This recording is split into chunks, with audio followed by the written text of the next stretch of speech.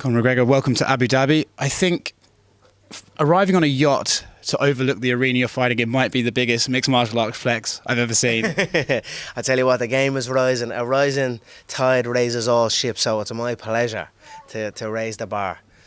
Was the hotel room everything you expected? Yeah, it was actually, to be honest. You know, they looked after me here at the W.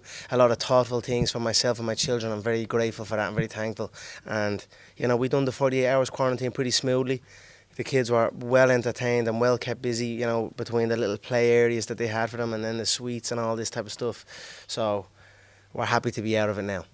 I enjoyed the embedded where they gave you a whiskey, but they put it in a case so you can't get at it before Sunday. Yeah, and they said they have the key, and I was like, hey, look, I'll get the key, or I'll get into that box if I wanted to get into that box. But it was the big one as well, the 1.7. See, I was going to say, it made me laugh so much that you actually spotted the size of it right away. Of course I did, yeah. So I look forward to getting into that box after the fight. I'm sure you've been asked about the fight sort of every which way now. You've done the media, you're back on the circuit again. But are you still sticking with that 60-second prediction? I am. I don't foresee him being able to withstand the power, you know, or taking the shots. It's not necessarily a slight on. It's actually no slight on Dustin. It's just confidence in my preparation. However, I do want rounds in here. You know what I mean? So if we can get past that mark, I will be celebrating for sure. So I'm eager to go. And then also, there's, you know, they've been saying about like conditioning issues and these type of things. That's a slight on my name, and you know, part of me may want to just bust them up and take a back step and get into the later rounds, you know. So that's what I see possibly happening also. Potentially it's a benefit for you to get the minutes in there, right? You haven't been able to spend time in the cage, so is there part of you that thinks it would actually be better if I didn't finish it early? Yeah, I would love to get some rounds in here on Sunday morning for sure. So it doesn't usually work out that way, Oscar, you know. And especially where I'm at now. So we'll see what happens. So would the policy going into this fight be you've beat him McGregor fast before, but McGregor faster on Sunday? Well, that's the goal, yeah. We're looking to get a cleaner shot in a better time. I wanted to ask you a few things outside of your fight this weekend. What did you make of Max Holloway's performance last Saturday? I thought it was a solid performance. You know, he fought an up-and-comer. He done well. I was actually doing an interview there and he skateboarded by the window. And I was like, what? Was that Max Holloway?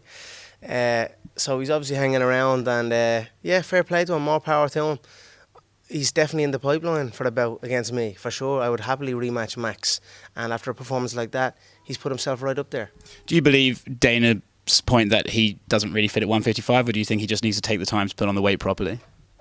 Well, he's a tall lad. He's taller than me, so he could do it. He could build up, but you know, he's only fought at 155 once. He fought against Dustin. He was a bit outpowered, but he could certainly do it. And against other lightweights, you never know. So, but me and him, the rematch would be 155 for sure.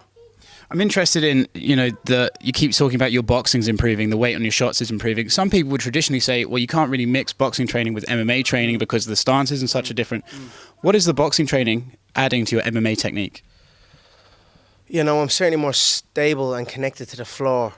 And then I can flash it up, you know what I mean? I can go through all styles. I can paint many pictures inside that octagon. And it's just another wrinkle in my beautiful suit, you know what I mean? So I look forward to getting in and showcasing all my skills, you know what I mean? The boxing is certainly prevalent, but I'm flying through the air also, you know what I mean? So I'm ready for it all.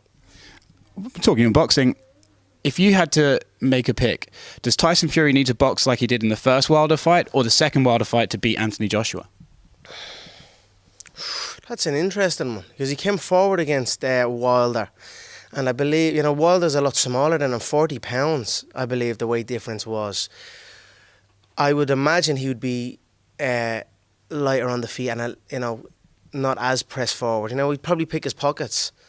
But, you know, Anthony's a powerful man. He's not the cleanest boxer, technically, but he's powerful and he has his fundamentals down. Be an interesting bout to see how both men would approach it. I'd be certainly interested to watch it. I enjoyed the fact that Max said he was the best boxer in the UFC, and you seem to disagree with that. Yeah, and then he hit you up. Mate, you're trying to get me in trouble at work. I was a mess. Yeah. I actually saw him at dinner last night. I said, "What's your problem? Trying to get me in trouble at work?" I was going to message back and have a bit of fun with it, but no, look, yeah, he's not the best, but it's no question, and I'll prove that on Sunday night. Let's see, on Sunday morning. Sorry, let's see what he has to say after Sunday morning. Last couple. the sleep schedule everyone's making? Watch. I'll end up bleeding kicking Dustin in the head, and then like the last one, you know what I mean. I had the boxing crew with me, and I end up bleeding kicking Donald in the head and breaking his face with my shoulders. You know, I have so many shots, and it will just come out, you know, magically on the night. So we'll see what happens. Do you see yourself bouncing back in there like almost straight away, or do you have to see how the land lies? How are you looking after the fight? You know, I will train within 2 days of this bout. I will get back training within 2 days of this bout. So that's where After the big old whiskey bottle as well. That's impressive. Well, I won't go through the whole whiskey bottle now. Come on, I've a huge team, a large team with me, as you know, and family and friends and whatnot. And that's I'll share my proper 12 with them and have a few drinks, and then that'll be that. Straight 2 days after, I'll be back training. Last two. How's the weight? Return to 155. How are you feeling? I feel very good. It's Wednesday now, midday Wednesday. I feel very energetic. I trained today, you know. So, you know, I'm in a great spot. I'm very excited to get down fully to the 155 limit. I've not got long left to go. And I'm excited to see myself on the scales. I'm excited to see myself, you know, all the aftermath of it all, and see the performance. And, you know, I look forward to it very much. I put in a lot of hard work myself, my nutritionist Tristan. We've put in a lot of work to get this body right down to a lightweight frame, and that's where I'm at now. And last thing, there's 2,000 fans in the building. They're going to be there at the press conference. They're going to be there at the ceremonial weigh-ins as well. First ceremonial since the pandemic. Yeah. Is it nice? Is it nice to have the fans back? Most certainly it is nice. I look forward to feeding off the energy, enjoying the process. I was kind of looking to go into that eerie stadium and not a sound and a bit of echo, but you know, a couple of thousand. It's still not major numbers. You know what I mean? So I'm going to just enjoy the process, the entire thing. Thanks very much for joining me, Conor. Thank you, Oscar. I appreciate it.